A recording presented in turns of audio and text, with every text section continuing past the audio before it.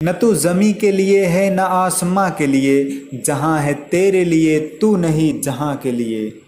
क्या आपने भी कभी सोचा है इस ब्रह्मांड की उत्पत्ति कैसे हुई, धरती हमारी कैसे बनी, चंद्रमा कैसे बना, धरती पर जीवन कैसे संभव हुआ, एलियंस क्या हैं। तो आज के इस वीडियो में हम इन्हीं सारे सवालों के वैज्ञानिक जवाब जानने की कोशिश करते हैं। बहुत लंबे समय से इन सारे सवालों पर वैज्ञानिक रिसर्च जारी है।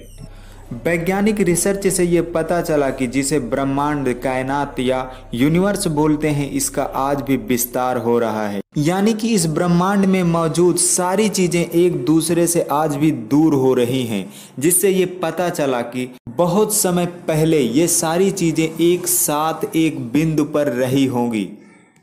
इसी को आधार मानते हुए वैज्ञानिकों ने एक सिद्धांत दिया जिसे कहा जाता है बिग बैंग थियरी या महाविस्फोट का सिद्धांत। इस सिद्धांत के अनुसार आज से करीब 13 अरब वर्ष पहले वो समय था जब समय का अस्तित्व नहीं था, यानी कि टाइम एग्जिस्ट नहीं करता था। हमारे इस ब्रह्मांड में मौजूद सारी चीजें, यानी कि जितने भी द्रव्य हैं जिसे मैटर कहा जाता है, एक बिंदु के रूप में थे।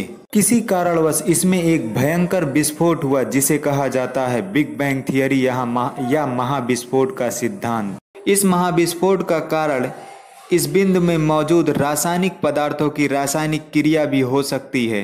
इस महाविस्फोट के कारण सारी चीजें धुएं के रूप में एक दूसरे से दूर होने लगी और जिनकी रफ्तार भी बहुत ज्यादा थी। और इसी समय काम करना शुरू करता है गुरुत्वाकर्षण बल। गुरुत्वाकर्षण बल के कारण धूल जैसे दिखने वाले बहुत सारे द्रव्य एक साथ मिलने लगते हैं और टकराने लगते हैं।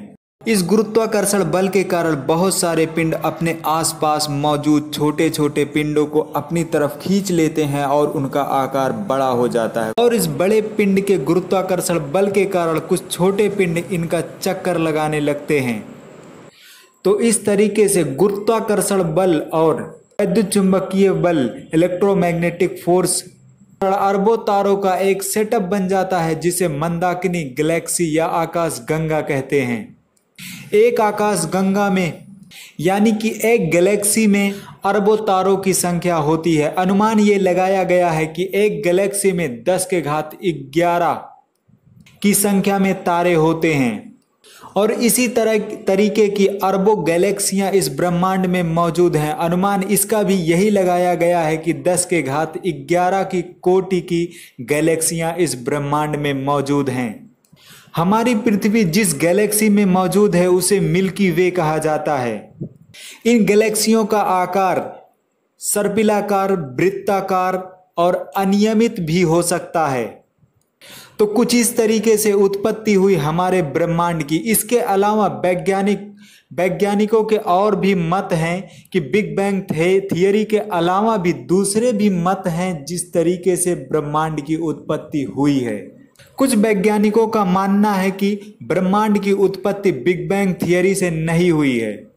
उनका मानना यह है कि ब्रह्मांड की उत्पत्ति स्टेडी स्टेट थ्योरी से हुई है, जिसे कहा जाता है अस्थायी अवस्था सिद्धांत। इस सिद्धांत के अनुसार अरबों तारों का समूह, जिसे गैलेक्सी बोला जा रहा है, इस तरीके की बहुत सारी गैलेक्सीज इस ब्रह्मांड में मौजूद हैं और ये गैलेक्सीज हर वक्त गतिमान अवस्था में है। वो इस तरीके से गतिमान अवस्था में है कि जब एक गैलेक्सी दूसरी गैलेक्सी से दूर जाती है तो कोई तीसरी गैलेक्सी उन दोनों के बीच में आ जाती है, जिससे इस ब्रह्मांड का अस्तित्व बना रहता है, बैलेंस बिगड़ता नहीं है। ब्रह्मांड में मौजूद तारे कैसे बने, अगर इनकी बात करें तो सबसे पहले ये जाने कि तारे हैं क्या। तारा हम उसे बोलते हैं जिसमें बहुत अधिक तापमान पाया जाता है और वो प्रकाश ऊर्जा का उत्सर्जन करता है और टिमटिमाता हुआ दिखाई देता है, हम उसे कहते हैं तारा। अगर तारों के बनने की बात करें तो जब महाविस्फोट हुआ और धुएं के रूप में द्रव्य और एनर्जी जब दूर जा रहे थे, तो उस वक्त ये धुएं के रूप में ऊर्जा जहां पर इकट्ठा होती गई गुरुत्वाकर्षण बल के कारण, तो ये गुरुत्वाकर्षण बल इसे और ज्यादा सिकोड़ता चला गया। और जब ये सिकुड़ता चला गया तो अपने आसपास मौजूद जो धुएं के रूप में द्रव्य और एनर्जी मौजूद थी उसे भी अपनी तरफ ये खींचता गया। जैसे जैसे ये बढ़ता गया इसका गुरुत्वाकर्षण बल भी बढ़ता गया और सिकुड़ने के कारण इसमें एनर्जी भी बढ़ती गई और ये धुएं के रूप में जो एनर्जी और द्रव्य मौजूद था इनमें था ज़्यादातर मात्रा में हाइड्रोजन। और जब बहुत अधिक एनर्जी यानी ऊष्मा पर हाइड्रोजन को रखा जाता है तो इनमें नाभिकीय संलयन की प्रक्रिया शुरू होती है। और नाभिकीय संलयन वो प्रक्रिया है जिसमें बहुत ही ज़्यादा अथाह मात्रा में ऊर्जा ऊष्मा और प्रकाश के रूप में निकलती है। और जब इससे बहुत ही ज़्यादा मात्रा में ऊर्जा और प्रकाश निकलने लगी तो ये दूर से टिमटिमाता हुआ दिखाई देने लगा और इसे ही कहा जाता है तारा। हमारे सूरज में भी ऊर्जा का जो मुख्य स्रोत है वो नाभिकीय संलयन ही है और हमारा सूरज भी एक तारा है। तो इन अरबों तारों से मिलकर बनी है गैलेक्सीज और अरबों गैलेक्सीज से मिलकर बना है ब्रह्मांड। पूरे ब्रह्मांड में अगर तारों की बात की जाए तो 10 के घात 22 कोटि की संख्या का अनुमान लगाया गया है।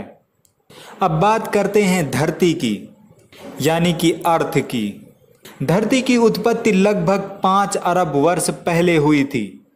धरती का जब जन्म हुआ उस वक्त हमारी धरती इस तरीके से नहीं थी जैसा हम आज देखते हैं। जब इसकी उत्पत्ति हुई तो ये आग के एक गोले की तरीके से थी।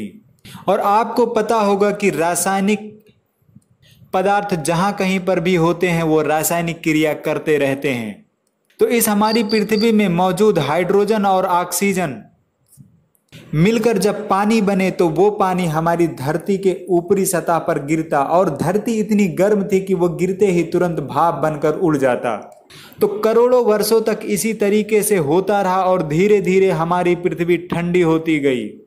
और ये पानी इतनी मात्रा में बना कि जैसा कि आप आज सुनते हैं कि बहुत सारे महासागर हमारे इस धरती पर मौजूद हैं।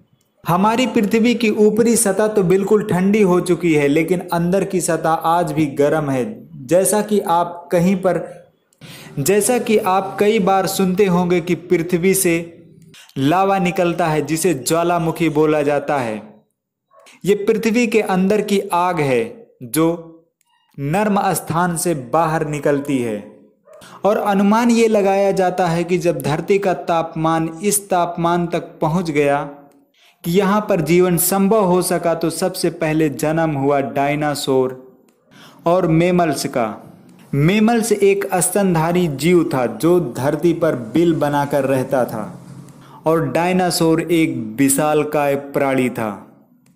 विशालकाय प्राणी की डर की वजह से जो स्तनधारी मेमल्स था वो धरती में बिल बनाकर ही छिपा रहता था और बहुत समय तक डायनासोर ने धरती पर राज किया। फिर एक वक्त ऐसा भी आया कि हमारी गैलेक्सी का एक पिंड धरती से आकर टकरा गया। धरती से आकर टकराने से पहले जब वो वायुमंडल में प्रवेश करता है तो वायुमंडल में घर्षण के कारण इतनी ज़्यादा उसमें एनर्जी हो जाती है, वो एक आग के गोले के तरीके से आकर हमारी धरती पर टकराता है और इस स्पीड से टकराता है कि धरती का कुछ भाग धरती से अलग होकर के धरती के गुरुत्वाकर्षण बल के कारण इसके चारों तरफ चक्कर लगाने लगता है, जिसे हम आज जानते हैं चंद्रमा के रूप में। वो धरती से टूटकर अलग हुआ धरती का ही एक भाग है। धरती पर पिंड के टकराने की वजह से जितने डायनासोर थे सारे डायनासोर मर जाते हैं, लेकिन कुछ स्तनधारी बच जाते हैं जिन्हें मेमल्स बोला जा रहा था, जो बिल बनाकर धरती में रहते थे। और दोबारा धरती पर शुरुआत होती है जीवों की और धीरे धीरे ये धरती इतनी विकसित और इतनी सुंदर बनती जाती है कि जिसे हम आज इस रूप में देखते हैं। जिस तरीके से एक पिंड ने आकर टकरा करके सारे डायनासोर को ख़त्म कर दिया है, इसी तरीके से जब कोई भी पिंड धरती के पास आता है तो वैज्ञानिक उसे देखते हैं तो अनुमान ये लगाते हैं कि अगर ये पिंड धरती से टकराया तो धरती पर मानव सभ्यता का अंत हो जाएगा। और इन्हीं खबरों को आप कभी कभी न्यूज़ के माध्यम से सुनते हैं।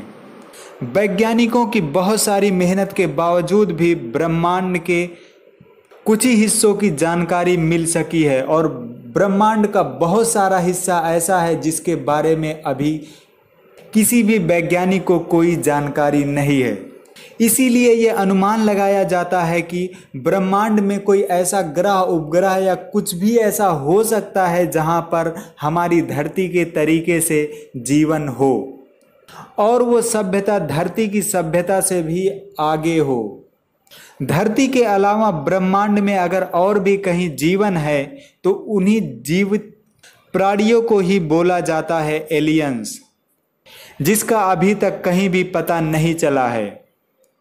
जैसा कि मैंने आपको बताया, जब बिग बैंग हुआ यानी महाविस्फोट हुआ, उसके बाद द्रव्य और एनर्जी का बिखराव हुआ और गुरुत्वाकर्षण बल और वैद्युत चुंबकीय बल इत्यादि अस्तित्व में आए, तो जिनके कारण इन फोर्सेस के कारण धुएं जैसे द्रव्य और एनर्जी इकट्ठा होने लगे और तारे, पिंड, ग्रह उपग्रह के रूप में जब बनने लगे तो इनका जो गुरुत्वाकर्षण बल था वो बढ़ने लगा।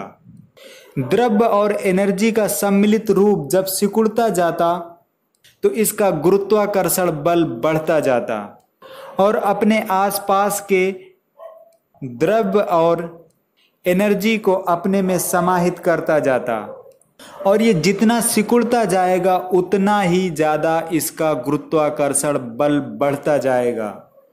और ये जब इतना सिकुड़ जाता है और इसका गुरुत्वाकर्षण बल इतना ज़्यादा बढ़ जाता है कि वो अपने आसपास से गुजरने वाली प्रकाश की रेज यानी रोशनी को भी जाने नहीं देता है, अपने अंदर खींच लेता है, तो इसे ही बोला जाता है ब्लैक होल। और इसी ब्लैक होल पर रिसर्च करने के लिए इस बार 2020 का नोबेल 3 वैज्ञानिकों को दिया गया, रोजर पेनरोज, गेंजेल और एंड्रिया गेज। 3 वैज्ञानिक थे जिन्होंने ब्लैक होल पर बहुत सारी रिसर्च की और इसी कारणवश इन्हें 2020 के नोबेल से सम्मानित किया गया। ये थे आज के कुछ महत्वपूर्ण टॉपिक के वैज्ञानिक कारण। ये जानकारी आपको कैसी लगी हमें कमेंट करके बताइए और इसी तरीके की जानकारी के लिए हमारे चैनल से जुड़े रहिए।